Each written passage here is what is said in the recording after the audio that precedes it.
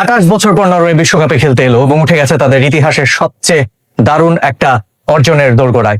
Quarter ফাইনালে Norway প্রথমবারের মতো ব্রাজিলকে তারা হারিয়েছিল 98 বিশ্বকাপেও। সেই 28 বছর পরের প্রত্যাবর্তনকে স্মরণীয় করে রাখতে ব্রাজিলের সঙ্গে তাদের না হারার কখনো রেকর্ডটাকে অক্ষুণ্ণ রেখে তারা পৌঁছে গেল শেষ 8-এ। আর্লিং হ্যালান্ড গোল করলেন এবং দেখালেন কেন এই মুহূর্তে বিশ্বের সেরা স্ট্রাইকারদের মধ্যে একজন তিনি। ব্রাজিল প্রত্যাশিত যেরকম ছিল ঠিক সেরকমই খেললো, নরওয়ে যেরকম প্রত্যাশিত খেললো নরওয়েও ঠিক তেমনই খেললো। নরওয়ে কনফিডেন্ট ছিল এই ম্যাচের আগে, ব্রাজিল কনফিডেন্ট ছিল না। ম্যাচের ফয়সালাটা ওখানে হয়ে গেল। ইন ডিটেলসে আলোচনায় আমরা যাচ্ছি এই মুহূর্তে।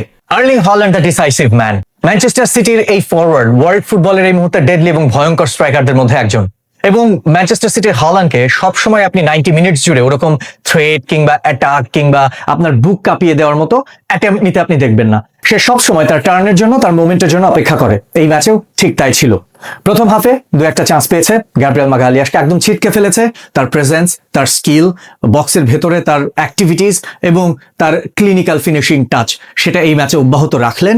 এবং যেই কথাটা বলছিলাম, তার চেহারার এক্সপ্রেশন দেখেছেন, মুচকি হাসি, তিনি বুঝিয়ে দিয়েছেন যে you can't track me whole 90 minutes but when it's my turn আমি তোমাকে একদম শেষ করে দিব।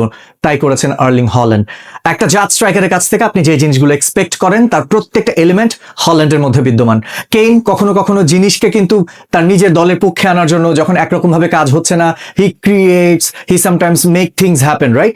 বাট আর্লিং হল্যান্ড তিনি কখনো সেই রকম করেন না। তিনি সব সময় তার যে বক্স এবং আশপাশে তাকে, তার খেলা, তার যে স্টাইল, তার যে অ্যাটিটিউড, তার যে মুভমেন্ট, সেটাকে কেন্দ্র করে ম্যানচেস্টার সিটি হোক, নরওয়ে হোক, তার টিমমেটরা তার জন্য সেই গেমটা, সেই ডেলিভারিগুলো প্রডিউস করে। সেটা ওডেগার নরওয়েতে যেমন, ম্যানচেস্টার সিটিতে Bernardo Silva, Kevin De Bruyne তারা সেটাই করেছেন।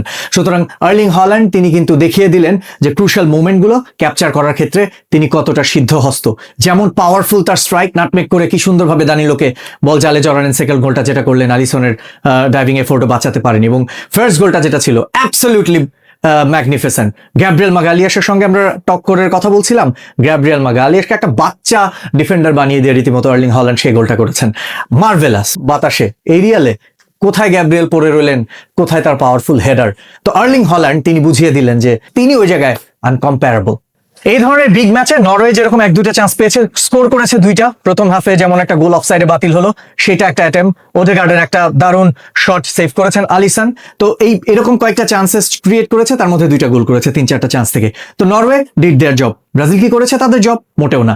ব্রাজিল সুযোগ পেয়েছে, পেনাল্টিটা মিস করলেন ব্রুনো গিমারায়েশ। ভেবেছিলাম ফিনিশ শট নেবেন, গিমারায়েশকে দেওয়া হলো। ভাবলাম যে সেই জায়গায় হয়তোবা গিমারায়েশ কিছু একটা করবেন, কিন্তু তিনি করতে পারলেন না। ওই মিসটা ব্রাজিলের বুকে এখন বিচ্ছে।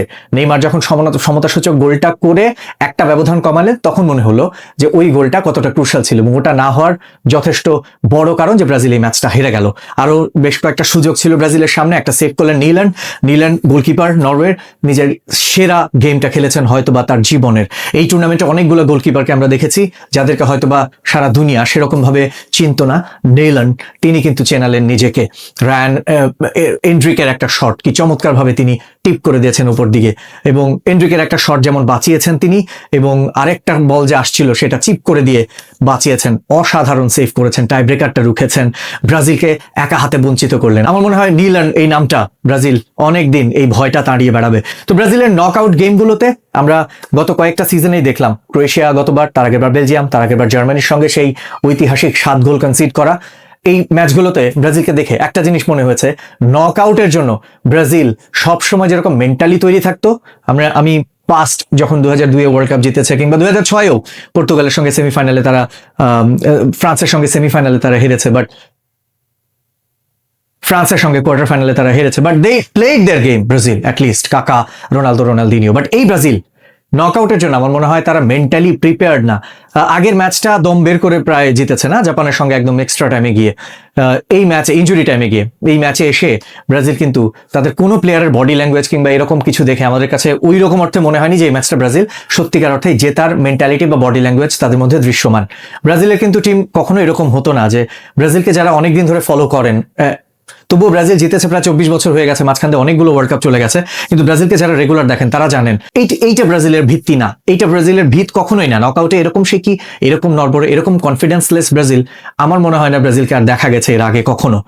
ইয়াস, Norway is a quality opponent, yes Norway তারা তাদের গেম খেলেছে যে এরকম ভাবে খেলা দরকার, কিন্তু ব্রাজিল তারা যে চান্সগুলো পেয়েছে সেই চান্সগুলো যদি ক্যাপিটালাইজ করতে পারতো, এই ধরনের বিগ ম্যাচগুলোতে, যে ম্যাচগুলো ম্যাটার করে আপনার টিকে থাকতে গেলে টুর্নামেন্টে আপনার গোল করা, টিকে থাকতে গেলে টুর্নামেন্টে আপনার মোমেন্টগুলোকে ক্যাপচার করা, ব্রাজিল কি করেছে? ব্রাজিল যে চান্সগুলো পেয়েছে সেই চান্সগুলো হেলায় নষ্ট করেছে। What do you expect Brazil, যে আপনি 14-15টা সুযোগ পাবেন একটা ম্যাচে? নেভার। আপনি সুযোগই পাবেন এই ধরনের ক্লোজ এবং টাইট, এবং যেই ম্যাচগুলোতে আসলে বন্ধ দরজা এত সহজে খোলে না, সেই ম্যাচগুলোতে আপনি সুযোগই পাবেন 2-3টা, আপনি সেগুলোতে গোল যদি না করেন, you are deserve to be eliminated. তো এই ম্যাচে আমি বলবো না যে নরওয়ে একদম খুবই ওপেন হয়ে খেলেছে, তবুও নরওয়ে যেই খেলা খেলেছে ডিফেন্সে কম্প্যাক্টনেস রেখেছে, কিন্তু তারপরও কিছুটা হলেও তো ওপেন হয়েছিল এবং ব্রাজিল সেই সুযোগটা নিতে পারেনি। আমরা ট্যাকটিক্যাল মাস্টার ক্লাসের কথা বলি, কার্লো আনচেলত্তির ট্যাকটিক্যাল মাস্টার ক্লাস, কিংবা যেটাই হোক না কেন, ক্লাব আর ন্যাশনাল টিম আসলে এক না, এটা আরো একবার প্রমাণ হলো। ব্রাজিলিয়ান একজন কোচ ব্রাজিল টিমের এই জিনিসগুলোকে যতটা সহজভাবে আত্মস্থ করবেন, অ্যাজ এ ফরেনার এসে ব্রাজিলের যে সমস্যাটা সেটা ফিক্স করে ফেলাটা এত ইজি না। ব্রাজিলের সমস্যাটা এই মুহূর্তে যেটা প্রকট সেটা হচ্ছে ব্রাজিলের কোর প্লেয়ারদের যে একটা কোয়ালিটি এক্সিস্ট করতো, সেই জায়গাটা একটা বড় ধরনের অভাব। আপনি মেকশিফট যে জিনিসগুলো সেগুলো দিয়ে ওয়ার্ল্ড কাপ জিতে ফেলা খুবই মুশকিল, আনলেস আপনার একটা সিস্টেমে সেই প্লেয়ারগুলো কাজ করে, যেটা আর্জেন্টিনায় লিওনেল স্ক্যালোনির সিস্টেমে তাদের প্লেয়াররা কাজ করছে। তো no matter how big or small names they are, তো ব্রাজিল এই জায়গায় তাদের সিস্টেম দাঁড় করাতে পারেনি। এক একদিন এক এক রকম খেলা খেলে kind of Real Madrid fluency সেই রকম অ্যাক্টিভিটিস করে হয়তো বা ব্রাজিল পার পেয়ে গেছে, but each and every match আপনি ওইরকম ভাবে ট্যাকটিক্যাল ব্রিলিয়ান্স, ম্যাচের ফেজ অফ দ্য ম্যাচের একটা সার্টেন মোমেন্ট কন্ট্রোল করে ম্যাচ জিতে যাবেন সেটা না, কারণ অপোনেন্টও এই জায়গায় ওয়েল প্রিপেয়ার্ড। নরওয়ে কিন্তু লম্বা ব্রেক পেয়েছে, অনেক প্লেয়াররা ওই ফ্রান্সের ম্যাচটা না খেলার সুবাদে ওই ব্রেকটা কিন্তু তারা কাজে লাগালো, তাদের প্লেয়ারদের ক্লান্তি তুলনামূলক কম ছিল ব্রাজিলের চেয়ে। তো সেটা একটা ট্যাকটিক্যাল মুভ ছিল যে গ্রুপে যেহেতু প্রোগ্রেস তাদের হয়ে গেছে, ফ্রান্সের সঙ্গে তারা ইচ্ছে করে পুরো স্কোয়াডকে রেস্ট দেয়, যে ওই একটা ম্যাচের রেস্ট, বাড়তি কয়েকদিনের রেস্ট নরওয়ে প্লেয়ারদেরকে মোর এনার্জেটিক লেগেছে, তাদের প্লেয়ারদেরকে মনে হয়েছে চাঙ্গা, তাদের প্লেয়ারদের দেখে মনে হয়েছে তারা বিশ্বাস করে দে ক্যান গো থ্রু। তো এইখানে পার্থক্যটা একটা বড় ছিল।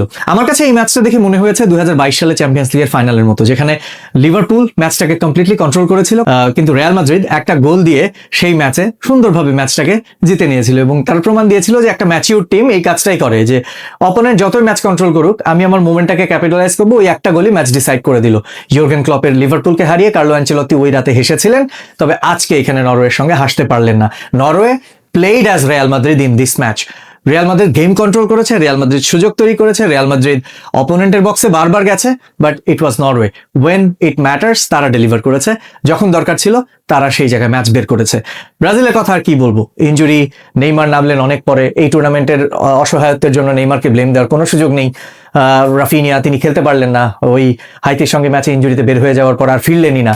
লুকাস পাকেতা ছিলেন না, ব্রাজিলের অনেক ল্যাকিংস ছিল, কিন্তু তবুও ব্রাজিল, তাই না, নামটাই তো ব্রাজিল। অল্টারনেট প্লেয়াররা যারা ইনজুর তাদেরকে রিপ্লেস করার ক্ষমতা রাখেন না, অর্থাৎ ডেপথ খুবই কম, সেই জায়গায় আমার মনে হয় যে ব্রাজিল টুর্নামেন্ট জিতবে সেটা ডিজার্ভই আসলে করে না।